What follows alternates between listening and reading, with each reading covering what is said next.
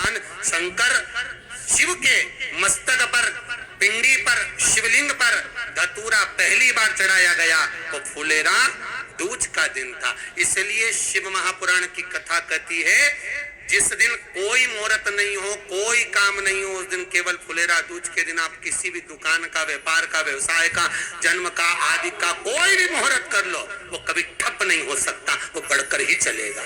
सारी जिंदगी के कांटे निकल जाते हैं,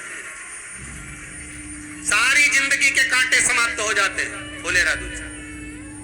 कहते हैं दुनिया में सब दिन का दान, सब दिन का पुण्य समाप्त हो सकता है, और फुलेरा दूज का दान, पुण्य, सत्कर्म, भजन, कीर्तन, नाम स्मरण समाप्त नहीं होता। चक्कर आ जाते हो, अचानक गिर जाते हो, हांपड़ी भराने लगती हो थोड़ा सा चलने पर, श्वास फूल जाती हो ज्यादा चढ़ने पर, उनके लिए विशेष है कि धतूरे की जड़ को, धतूरे का जो फल होता है उसकी जड़ महाराज निकाल कर, धोकर, उसको घिस कर शंकर भगवान पर उसका लेपन कर दीजिए।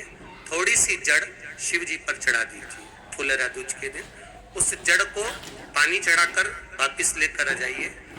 जो मिर्गी का मरीज होता है, जिसको दमे की शिकायत होती है, श्वास की होती है, चलने में हांपड़ी भरा जाती हो, फुलेरा दूज के दिन दोपहर के समय पर उसको वो जड़ केवल 3 या 4 बार सुगंध में सुंगा दी जाती है तो मिर्गी की बीमारी समाप्त हो जाती है, और जिसको दमा श्वास फूलता है उसको भी आराम लग जाता है। फुलेरा दूज के दिन उसके लिए नित्य आनंद का सुख दे जाते हैं।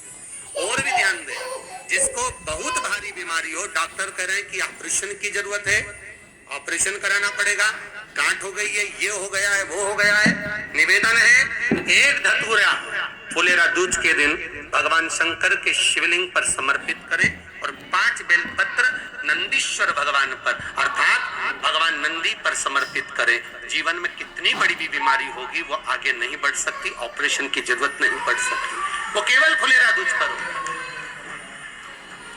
केवल फुलेरा दूज के दिन, उसके सिवाय नहीं। और वो 15 मार्च को है, मौका मिला है, आनंद से।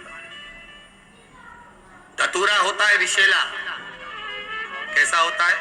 विषैला, बहुत विष होता है धतूरे के अंदर।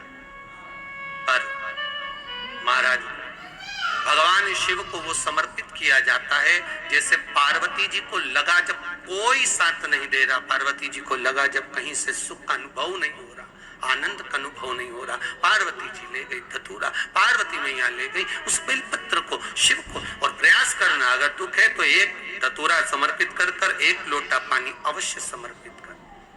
उनके लिए भी कहूंगा जिनको शरीर में दाद हो जाती है, खाज हो जाती है या खुजलियों का क्रम हो जाता है, उनके लिए भी महाराज धतूरे का पानी, धतूरा 1 लोटे में डाल दो, पानी रख दो उसमें, उसके अंदर थोड़ा सा चंदन डालकर वो पानी शिव जी को समर्पित कर दो। वही पानी को लेकर आ जाइए और कुछ देर तक शरीर में लगाकर बैठ जाइए महाराज। वो केवल फुलेरा दूज का है महाराज, उसको शरीर में लगाकर थोड़ी देर बैठ जाइए, 15-20 मिनट तक। शरीर के अंतर्गत कोई वस्त्र ना हो, उस वस्त्र को उतार कर उसको लगाकर बैठ जाओ। 2.5 से 3 महीने में दांत खाज किसी भी चर्म रोग होगा वो धीरे धीरे समाप्ति की ओर हो जाएगा। महाराज फुलेरा दूज का महत्व शास्त्र कहता है, भले इसको छुपा कर रखा गया हो शास्त्रों के अनुसार, पर इसकी महत्वता, जो दुकान, जो व्यापार, जो व्यवसाय,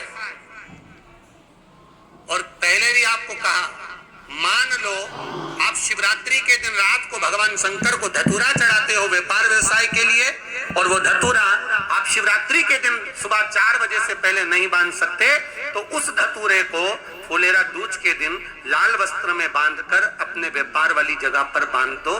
जीवन में कभी व्यापार नीचे नहीं जाएगा, बढ़ता ही चला जाएगा। और उनके लिए भी निवेदन करूंगा जिनके यहाँ कर्जा बहुत है, बहुत कर्जा है, चूक ही नहीं रहा, पैसा ही नहीं रहा, व्यापार चले तो कर्जा चूके, उनके लिए भी निवेदन करूंगा। एक धतूरा बेलपत्री के पेड़ के नीचे शिवलिंग का निर्माण कर कर फुलेरा दूज के दिन उस धतूरे को अपनी कामना कर कर हल्दी में भिगोकर उसको भगवान शंकर को समर्पित कर दीजिए अपनी कामना कर कर। उसी हल्दी की 1 बिंदी अपने साथ में रुमाल में लगाकर अपने व्यापार व्यवसाय की जगह पर लेकर जाइए।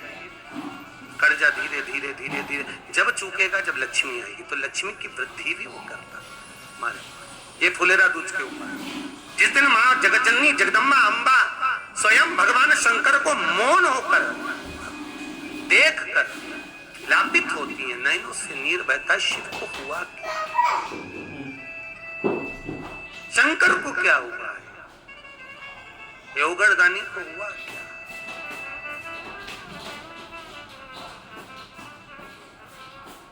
नयन जलता, मैं तो बैठी थी गंगा किनारे, मैं तो बैठी थी गंगा किनारे,